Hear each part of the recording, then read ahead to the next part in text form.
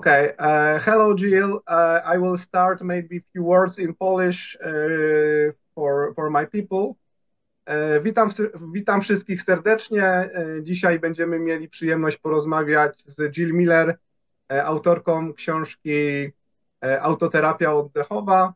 Mam nadzieję, że będzie to wnosiło coś do waszego życia i że chętnie to odsłuchacie, mimo tego, że będzie wszystko nagrywane po angielsku, ale mam nadzieję, że dacie radę sobie to przesłuchać i przetłumaczyć. Okay, so hello, Jill. We are okay. This book that you wrote connected us, and I want my community to hear more about your story, about the way how you create this book, about your inspiration. So maybe we'll start about the inspiration about this book, how it started, how was the idea to creating this book? Okay, thank you so much for welcoming me, and greetings to all the folks in Poland who've come across your materials. And I'm very grateful to have the opportunity to share this book and the materials with you. Um, this book was a book that I've always wanted to write. I had written a book prior, and I think it's also translated in Polish. This is the role model. This was my first book. And Okay. when I got the opportunity to write this book, The Role Model, from a publishing company in the United States called Victory Belt, um, I'm really good friends with a man named Kelly Starrett. He wrote a book called Becoming a Supple Leopard. And the publishers had seen me do some work with Kelly, and they approached me after seeing my work and said, "Hey, we'd like you to write a book for us. You can write on any topic you want." And really, the two topics that I had been presenting on with Kelly were fascia and breathing, and specifically about fascia with self-myofascial release. And this was almost 15 years ago. And when they asked me if I would write a book for them, of course I said yes. And I wanted to write the book on breathing. I wanted to write the book on my approach to core work. I wanted to write the book that we're talking about right now. But I knew that 15 years ago, breathing was so niche. It was only something that yogis, martial artists, and maybe musicians really trained hard in. Maybe free divers. Just very, very few communities were doing breath work as a major part of their health and wellness. But I knew that what I was doing in the fascia research space and specifically self-myofascial release, I knew that that was a rising trend, and it was so important also to me. And I thought, I don't think the world is ready for my approach to, breath-based work. So I'm going to start. So it's a blessing to have a book offer in my lap. I'm going to share out my self-myofascial release approach. And that was a really good strategy because the book, the role model, did so well. And the work, there is a chapter in the role model that talks about my approach to breath-based work. And it led to another opportunity to write a book. So literally, as I turned in the role model, they said, "What's your next book?" And I said, "Have I got a book for you?" Now, mind you, this is 12 years ago, 11 years ago that they said, "What's your next book for us?" And it took me almost 10 years to write the book that you are holding in your hands. I had origin work on that book. I had been doing writings that are actually used in this book over 20 years ago when I was sharing out diaphragm-based exercises with the teaching community that I am involved with. So there were some original pieces of writing that, yeah, were as old as 20, 25 years. But my own personal excavation of the body by breath work and the methodology is much older than that. It's really what saved my life from addiction when I was about 18, 19 years old. Okay. But you are originally a physiotherapist, or I've seen that you are very connected with yoga. Yeah. Yes, so my title is actually yoga therapist. So there really is not necessarily a degree that isolates the specialties that I have. But that is really the letters behind my name is in the yoga education space and the yoga therapy space. Yeah, but I've seen this book, and it is a lot of pictures. It is a book that everybody can read, but it is also very connected with science. So Yes. very good book. Do you know that the title is changed here in Poland because you have got I can only imagine what I can only imagine how many things were translated in a very plain speak ways. I'm known for being very poetic and full of what we call puns, like flips on words and wordplay. And so I suspect that if you were to share what the title yeah, really means in Polish, I would probably cry. because the title is breathing autotherapy, so not so I think that it is quite good title because people know that they can take something for themselves and use in daily life, so I think it is quite good idea. First, when I've seen the title, I think you have got body and breath, yeah, Body by breath. body by breath. Okay, I And thought. what this means, so Maciej, I think this self-therapy by breathing is a very good approximation of the title. But one of the main points of my approach is that breathing is not a nose to lungs experience. Breathing is body wide.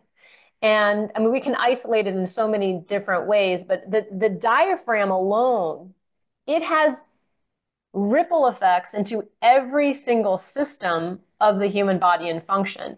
And so I'm trying to get the general public, as well as clinicians, to get out of just this exclusive pathway and have the experience of what are the body-wide ramifications of, of breathing movements and breathing exercise and all of its implications.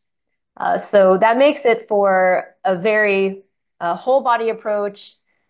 Also can get very complicated, but once you start to also pick apart some of the subject matter that I tackle, which is fascia and the nervous system within fascial tissues, it gets really interesting and starts to help you to feel like you are really truly in charge of this dial of breathing to help direct pain responses, stress responses, musculoskeletal adaptations, healing response, sleep, digestion, so many different places we can go. And so that is the body-wide effect of breath, not just, breathing for the body, but it's, the body-wide effect.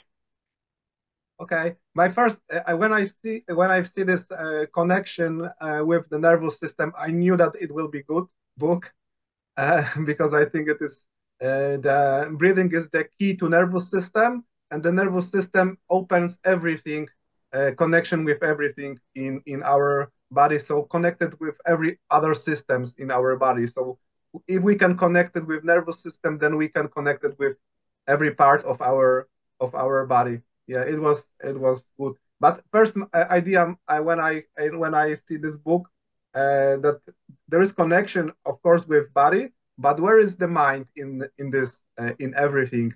There is not the mind in the title, so I thought, okay, that Yep. connection with body and with mind, it will be maybe more more holistic. What do you Great. think? So there's actually two chapters that deal with, well, actually three, but there's two major chapters that deal with some of the neural ramifications of respiration and breathing. And one of that is, I believe it's chapter 3, and it details the vagus nerve and its impact on what I call the 3 zones of respiration. And then there's also chapter 9, which deals with the breathing brain. And I go into some of the breath science, some of the breath neuroscience research. So I think the mind is a separate concept than the brain and the nervous system. That's almost the mind is kind of a conversation that's beyond my ability to really hold court there. I really stick to body-wide effects rather than philosophical effects of mind. I hope you understand what I'm saying here. Yeah, yeah, But I yeah. do, but it's very interesting to me, these different respiratory centers in the brainstem, and then the breathing rhythms that ripple throughout the brain and help to act as an interlocking system for our brain's health and our brain's ability to communicate to itself and to the rest of the body. Okay. And you thought on the beginning that there wasn't a place to write about breathing. I don't know, 15 years ago. And what do you think that changed all over the world? It was I don't know, maybe this pandemic situation, or just world is going in this direction. What is changing? I think it's a great question. I think there were two things, two wedges that catapulted breathing as, I mean, breathing is already a vital marker of health, but its importance to the general public and into, the fitness, athletics, and clinical space. The two things are, one, the pandemic that you mentioned, because we had this global disease that attacked the respiratory system. And then two, James Nestor's book, Breath, Yeah, that kicked open the door yeah. for global interest in breathing as a phenomenon. He did such a great job with that book. Maybe also Wim Hof changed a little. Do you know Wim Hof? Sure. I don't know him directly. I've attended one seminar with him. I'm a little bit more familiar with James. I've been on his interview website platform. But yes, I'm very familiar with the style of respiration that Wim Hof teaches. And yeah, I do think he's been extremely influential in um, bringing awareness of, I would say, novel breathing practices that work on a certain spectrum of health and resilience. My work works in a different area of health and resilience than WIMS does. But yes, I do think that some, novel players that have methodologies popping up in big, bold ways, the way he has been very helpful. Yeah. And I think also the other guy who also helped, especially I probably in Europe, is Patrick McKeown. So Yes. yeah, Buteyko method. So the two different methods, like Wim Hof more hyperventilating and just very high intensity breathing, and on the other side the Buteyko breathing very slow rhythm and breathing less. And these two methods are using sometimes together, and this I think two persons that change a lot in Absolutely, and they were also covered in James's book, and he covered some other novel historical sort of growth of the breath space in general. And my perspective, where I'm coming from, is that all of these breathing practices have a time and a place and an appropriateness for the human population and different clinical applications, or just general day-to-day applications. But where I'm coming from is I really want people to have the ability and the facility within their structure to be able to, what I call, play your wind instrument. A lot of times our bodies are hampered by inappropriate tension in the different areas that generate breathing movements for us. And if these areas like the neck or the rib cage or even the abdomen are plagued with unconscious tension or scar tissue or postural habits, it can be really difficult to get full range of motion of breathing and get the most out of any breathing practice. So I use self-myofascial release tools in very, very strategic ways to provide relief and biofeedback about these different areas that might be impeded in the context of breathing exercise.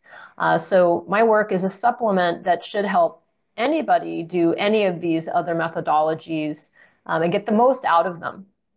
Yeah, I think it's a very good way because you are building just a tool, and this is the tool for any other breathing, like a very basic. So the mechanic, the nervous system, everything. And when you have this tool, then you can go to any other method and train it and be more awareness what's going on in this method. And if you can understand it better, then you can also have better effect in this method. So I think just this is why I really wanted your book to be printed in Poland, because I think everybody should have this knowledge that it is in this book to develop in other methods. And I also look at this very holistic, and I didn't focus on any method. So it will open, I think, people mind when they read your book. Very nice. And what do you think? What people can take from your book to daily life? What is the best value in your book? Oh my gosh. I mean, it's 480 pages, at least it is in English. So there's a lot of takeaways. There's really two parts to the book. The first part of the book is really explains anatomy and physiology of breathing and some of this special information on fascia and fascia science and why it's necessary to include in an overall breathing practice. And then part two of the book is practices. And the practices are basically four different categories, and that is breathe, roll, move, and yoga nidra or non-sleep deep rest. So these are really the four tools that you can use to influence and build your body by breath. One of the main interests I have in sharing these methodologies is also helping people with what I call their tolerance capacity for parasympathetic, or rather, their capacity for parasympathetic tolerance. In other words, being able to endure being in a deeply, deeply relaxed state for a longer period of time. Most of our body is designed to be in a sympathetic state. We're naturally more aroused. We spend more of our daily hours awake than asleep, and that sort of thing. And this is ultimately the way the way society and culture and oh gosh, the evolution of all the things and all the things is only making us have more chronic stress and pains that are associated with that stress. So this approach should help one to go from 60 to 0 without crashing, but be able to Yeah, yeah. stay and go into that heal and recovery and repair state with a good amount of self-knowledge about the process of doing that and gain more. Um, it's like, what's the simple takeaway? The simple takeaway of the book, I mean, what I like to talk about something called the 3 zones of respiration and the 5 Ps. I think that those two things, after going through the book, if you have an understanding of where breath tends to home itself in your body, and then how to make those adjustments so that you can get rid of, or rather buffer where stress states tend to overtake you physically. And you can do this by using what I call the 5 Ps of the parasympathetic nervous system. I also think that we are going in the times that people need to uh, learn one more time just basic things that they are doing in their life. So, for example, sleeping is one thing, eating is other thing, breathing is other subject, and one it will be just relaxation. And people, I think that they really want to go in meditation state, but I think the meditation is mostly too deep for people. They just should try to relax in daily life, because if they relax, their body will starting to regenerate. And if they will be in chronic stress, they will always use the reserve that they have got in their body, and they cannot just, I don't know, digest and do everything properly. And we had got more and more problems connected with the digestion and everything like this. So maybe it is also other reason why it opened so much people on breathing, because this relaxation thing. It is so amazing how effective slow-paced breathing can be on so many different populations. My friends at the Health and Human Performance Foundation, it's hhp.org. They amalgamate breath research and breath science, and they have created an online library that's free from worldwide papers. They're constantly updating and adding. And they recently did a systematic review on breathing practices. There were over like 700 papers that ended up having to get whittled down considerably to find the right inclusion criteria. But what they found was that ultimately you can effect a relaxation response with 5 minutes of slow paced breathing. You should practice it regularly, so more than once a week. And it has dramatic effects on so many different populations. So that's it. And then again, where I'm coming from, there are people that have a paradoxical reaction when they're told to relax or where they're told to breathe deeply, or even some people are meditation averse. So for those populations, and by the way, it's not a small population. There's a lot of people that have a very difficult time chilling when they're told to let go. And so using tools like this is the Coregeous ball. This is one of the main tools that I use. Using a tool that provides a physical input, a little bit of squish that you can, breathe against and into can be the thing that helps to decouple the anxiety, the embedded anxiety that people have around their inability to relax, or the discomfort of trying to breathe slowly or trying to modify their breathing. So this is called breathing-induced anxiety.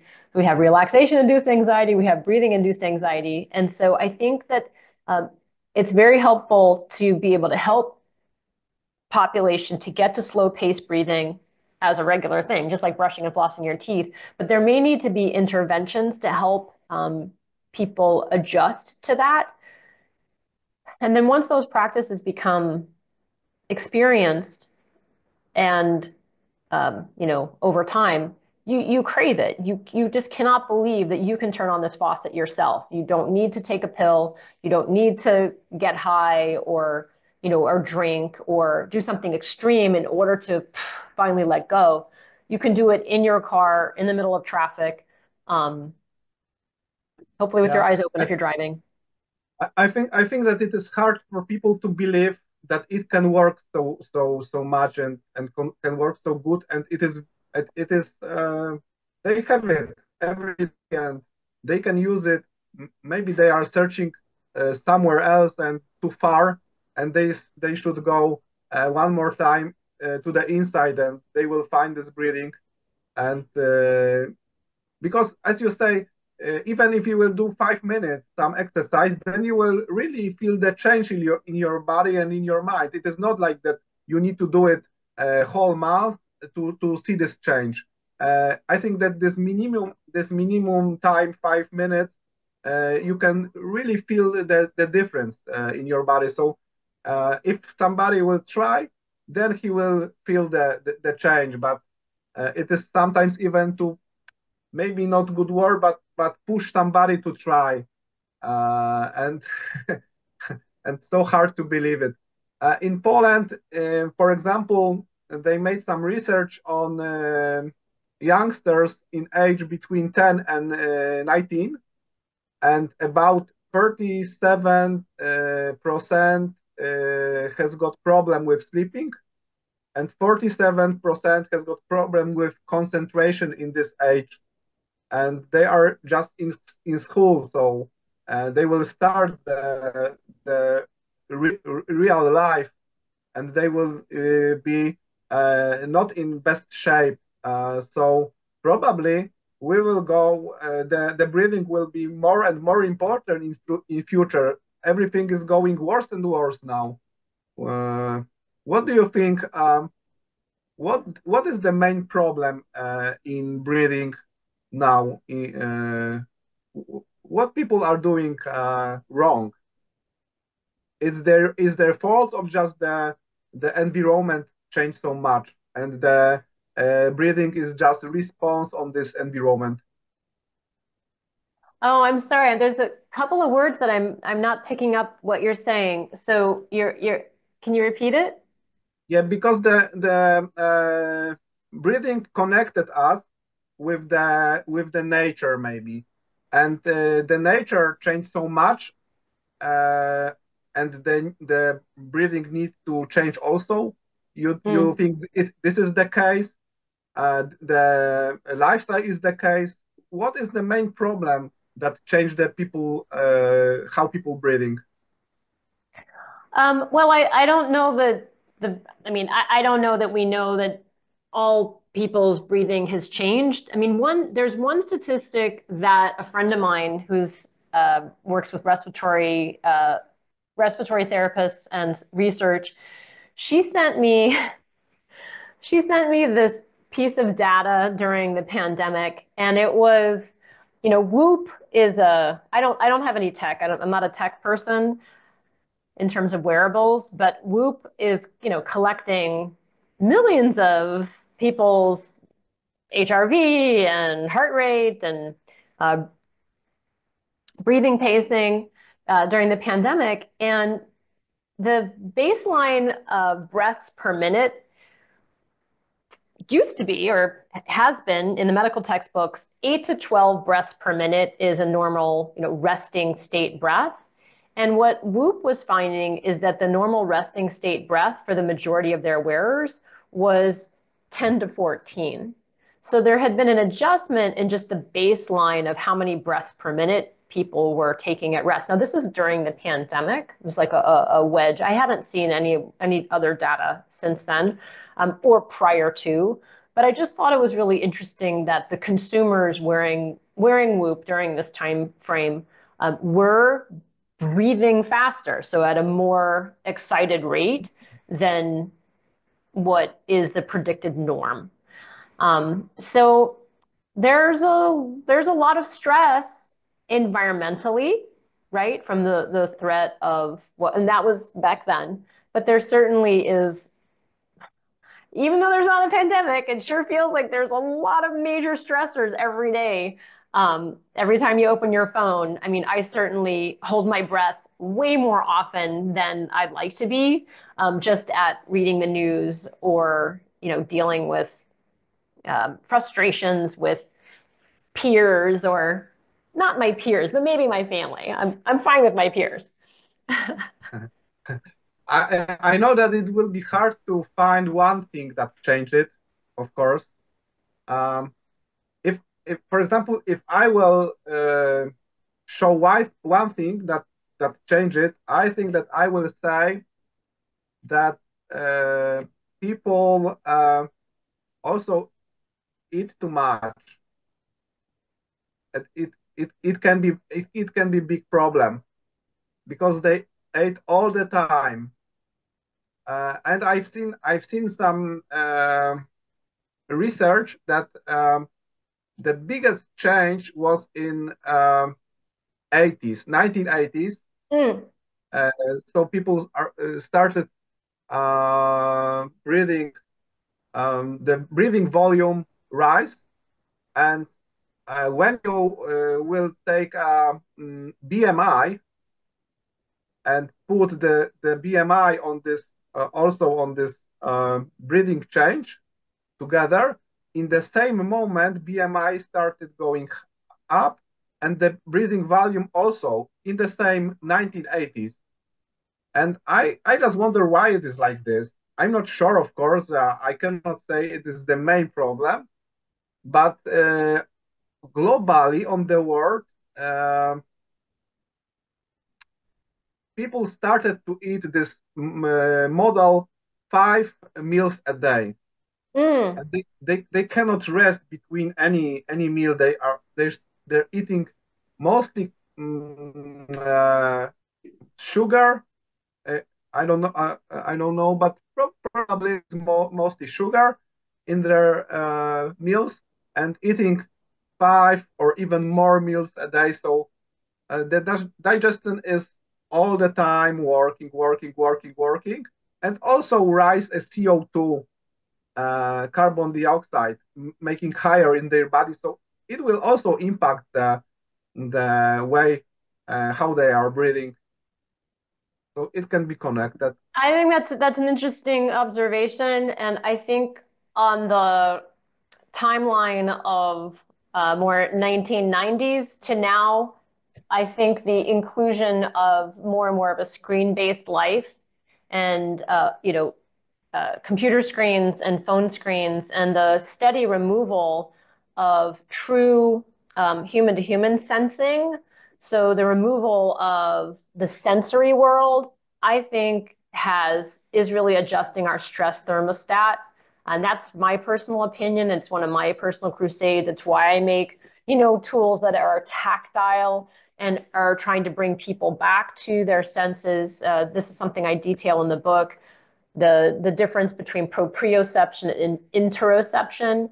But the more that we are taken away from our own senses and other artificial things stimulating a facsimile of a sensory experience, I think this kind of trickery is diabolical, frankly, for us as an organism. And yes, I mean, I would love to be able to spend more time in nature, like you mentioned earlier, more time outdoors, more time with play, more time with um, interactive physical contact in close proximity to other humans, rather than the type of interactivity that we have been steadily getting accustomed to.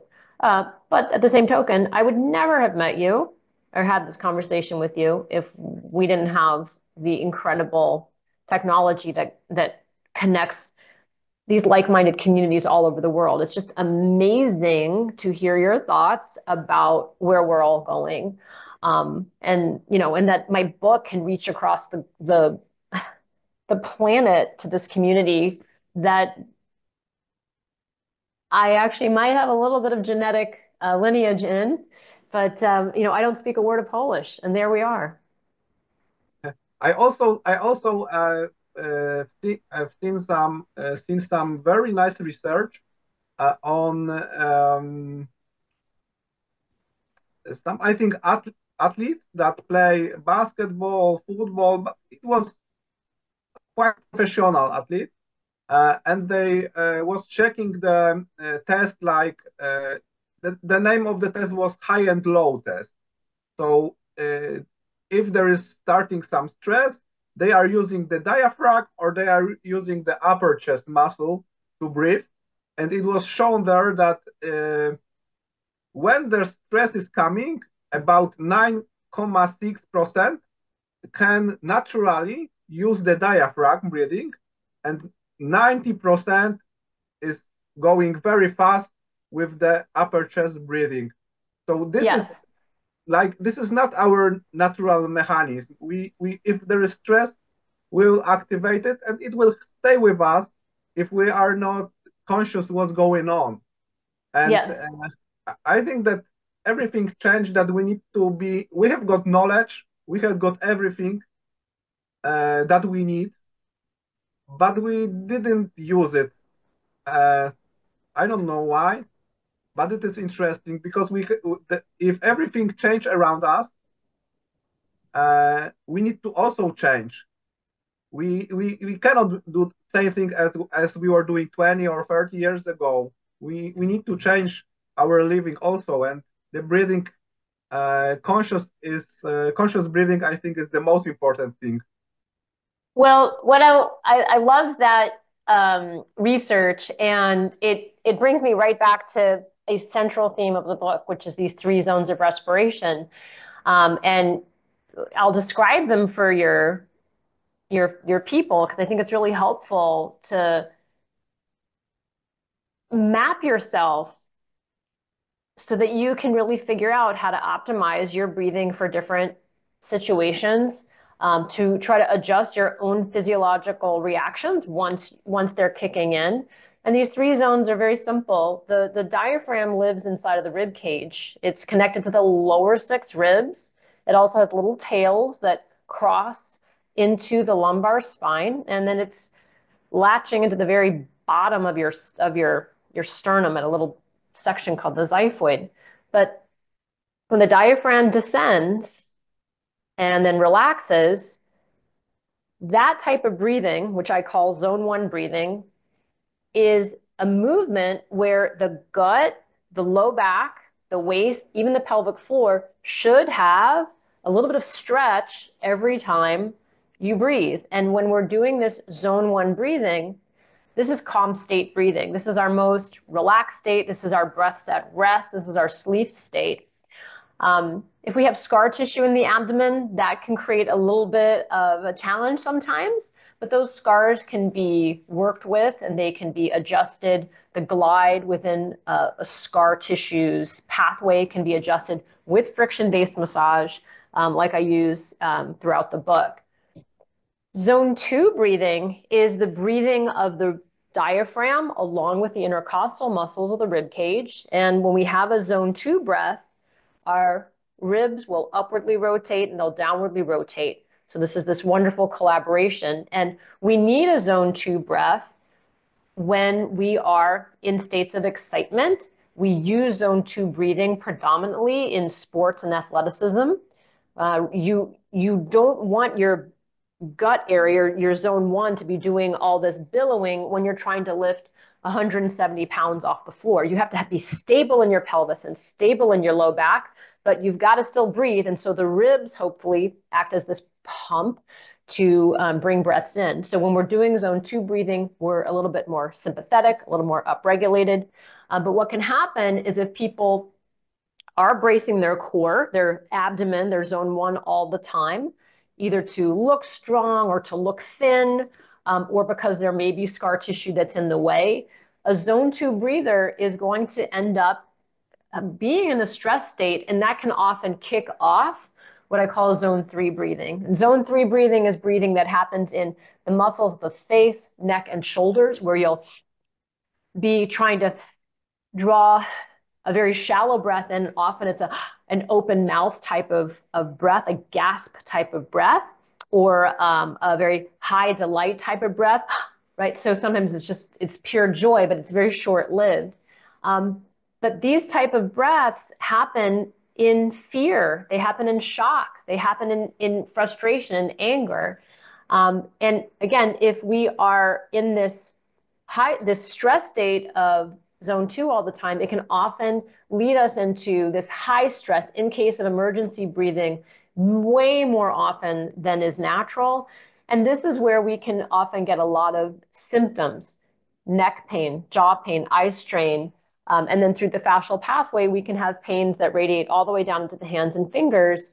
And that is the device path, right? That's the device path that we often find ourselves cast in day in and day out. So these things need to be addressed. We need to be able to tamp down the overflow in this zone 3 so that we can get to a more synchronous zone 1, zone 2 type of breathing. And so you're saying this, talking about this study, but they're showing in the athletes aren't able to get back into this zone 1, into calm state breathing, or even a blended state that's really an ideal in over the arc of a game. But if you are just stuck in zone 2, you'll often get stuck in zone 3. Yeah, I think also that the zone 3 is connected with the mouth breathing. Oh, yes. Yeah. And a lot of people are breathing too much. Of course, they are get rid too much CO2, so they are very sensitive of rising CO2, and they are open their mouth very fast. and it is also connected with sympathetic nervous system. So Mhm. they will get, even if they will maybe not even scary, but even if they are excited all the time, just looking on some nice information, they will also change their breathing, similar to the stress breathing. So there is, I think, connection between this. And I want to say also one thing that I found very, very, very interesting for me, stuff that was connected with the biomechanics movement of the diaphragm that I didn't knew. And I found it in your book. And I really need to say, I really appreciate about it. I really need to say that I do it for about um, 8 years. I'm making a workshop about diaphragm and things like this, and I still founding some new things.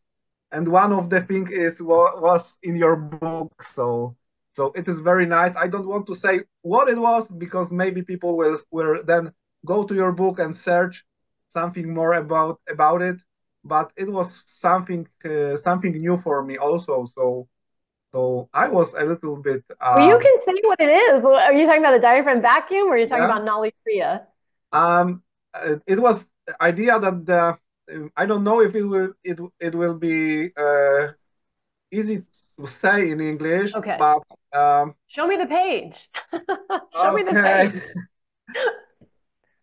It is maybe I will try to say that the diaphragm has got the connecting points, Yes. yeah, to the ribs and on the beginning when it moves, the upper part of the diaphragm Ah, is moving to the ribs, yes. and this is the starting point, and this is the moving point. Yes. The origin and the insertion.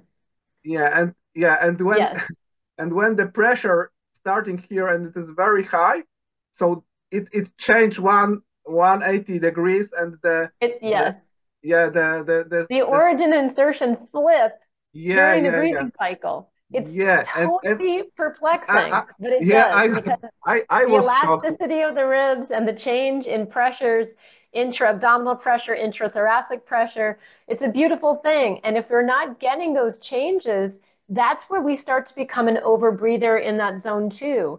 So that's why it's important that, again, you're going back to diet, to not always have a full belly, because we don't get as much give in these abdominal organs, also with um, the buildup of visceral fat, or edema within the organs. So it's very interesting to tie all these things together to different pressures. But we're an incredibly adaptive organism, and our body is designed around our breathing tube. Our body is going to do anything it can to get to the next breath, but it's also designed around its feeding tube. We're going to do anything we can to get to food. So we have these primal tubes that they're traveling together down the pharynx, right? We've got our esophagus and our trachea in lockstep with each other. They're so primal and important. Oh my gosh, there's so much more to talk about, but it's all in the book. Yeah. And it was very interesting. I didn't knew about it. I just wonder how it is possible that the ribs are going to the side. How it's the movement, what's going inside? Because I knew the first possibly. I didn't know about this change. So it was really interesting for me also. Uh, and what do you think? What to do to mm, change the awareness of people, and how we should talk to them, maybe that they should focus more about breathing, how to talk with people to realize that it is so important when they think just that it is opposite, and when we are doing automatically and we are living, we need to do it well. Most people are saying like this. How to change it? Well, we have to lead them in practices. We have to create opportunities in group settings where we breathe together, whether that's at religious services or whether you've got people in a fitness-based class. So I think, or whether it's the education system working with school teachers, places where people are gathered together, the power of group breathing can just subtly change everything about a space, and everything about a community and the individuals within it. So I think we have to look for places where people gather and be really cool about it, not be weird about it, and just show up and say, let's take a few breaths together to get here together. So I think it's those little tastes, those little free samples, so to speak. Um, and I think as people in the breath space, whenever we have a chance to give a presentation, to really represent it well, and also create a durable enough experience where there'll be a physiological shift, and then you can prove your point again and again. So, when I did my book tour, I haven't done a book tour in Poland yet, but I've done my, book tour all over the US and Canada. I didn't do book readings. I booked locations where I knew there was adequate floor space, and I got people on the floor, and we did practices from the book, because the exercises don't belong in the book, they belong in people's bodies. And so it is my mission to give people this embodied experience of their body-wide breath, and to feel how they're the ones that are changing the currents of their entire experience, using these approaches. Okay.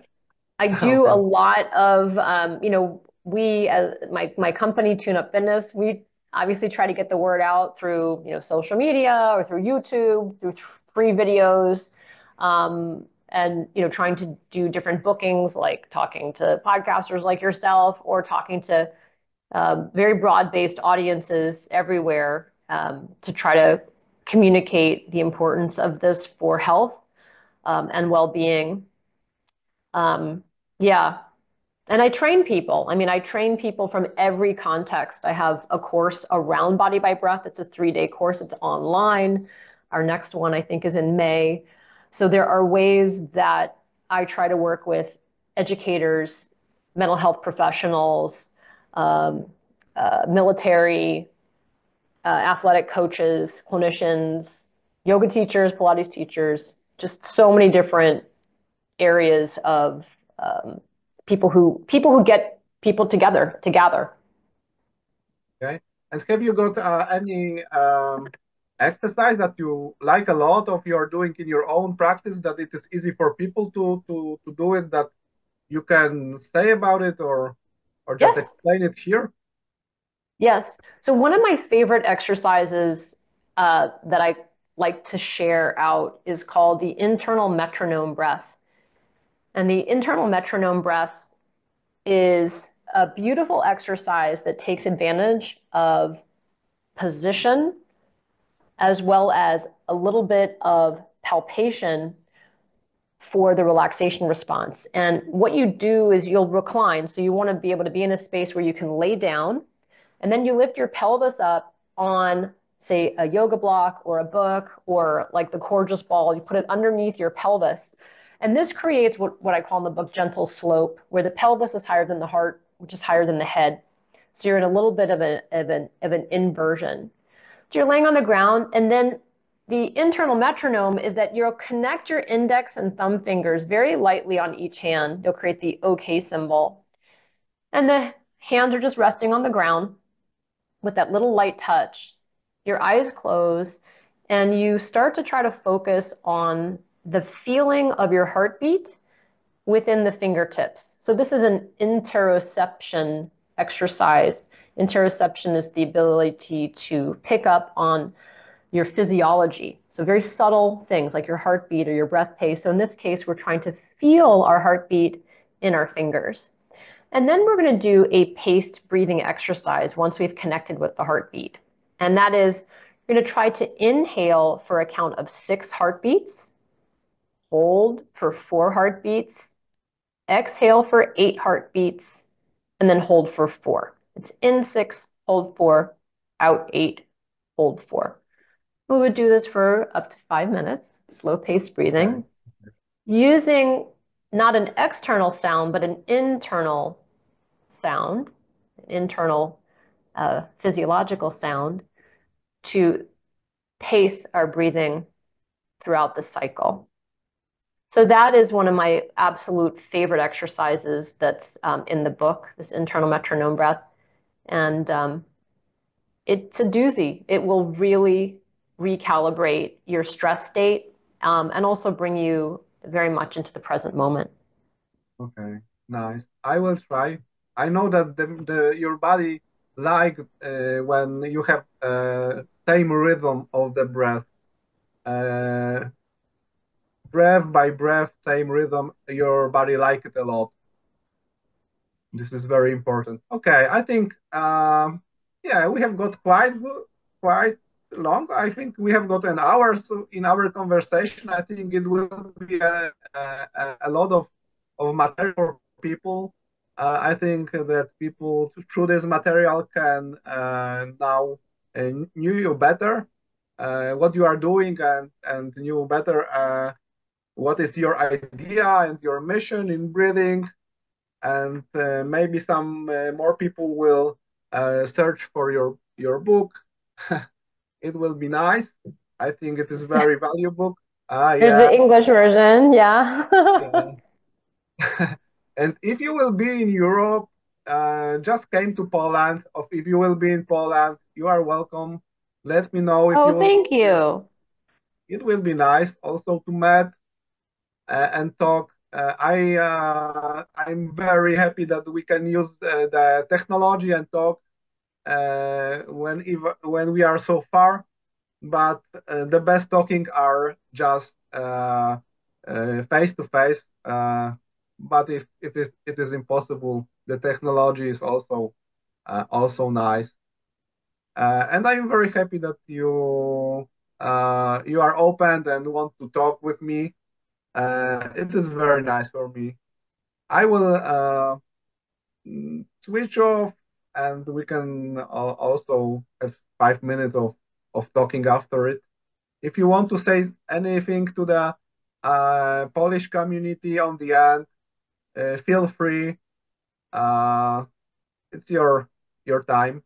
And Great. of course, if you have got social media channels where people can find you, also you can say it here, because maybe people will search you or on Facebook, Instagram, or other social media. So let them know where are you in Great. social Well, media. my company is Tune Up Fitness, so you can always find my website, tuneupfitness.com. On social media, you can find me as the Jill Miller. It's just the word THE in front of my name. And on my website, I have every single exercise that's in Body by Breath. There's 114 exercises. I filmed every single one of them. So I understand that not everybody is a reader. They prefer to be led. And we know that having exercises instructed to you is actually the ideal way to learn things rather than book and then keep checking the book. So that's one way that you connect with my materials, or to even consider attending a training that we do online, quite regularly. And I teach them in person as well. I think I will be in London in September to teach the role model, and I'll be doing a Body by Breath masterclass. So it will be my first time teaching Body by Breath work. I did teach in Iceland last summer, but I didn't make it over to Europe. So hopefully this year I'll be able to do that. But there are students all over the world that study with me every single week. I have an online classroom called Move, Breathe, Roll, where they take classes in all sorts of topics that are much broader, even more broad than the breath. I deal with knee pain, back pain, foot pain, and movement modality. My movement modality is called Yoga Tune-Up. And so I have this program, Move, Breathe, Roll, that addresses the movement, breath mechanics, as well as self-myofascial release using the different role model balls that one of them I've shown you. So that's where to find me. And there's teachers all over the world that teach my work. I'm not sure if we have a teacher in Poland right now. I know we have Polish teachers, but I don't think they're living in Poland right now. So So it is big chance that if you will be in London, I will come to meet you personally. That'd be great. Yeah, I'm That would be traveling great. a lot in Europe, so we are in contact and Great. Yes, let's stay in touch. The weekend of September 20th is what we're talking about. We haven't finalized everything, but that's where we're at right now.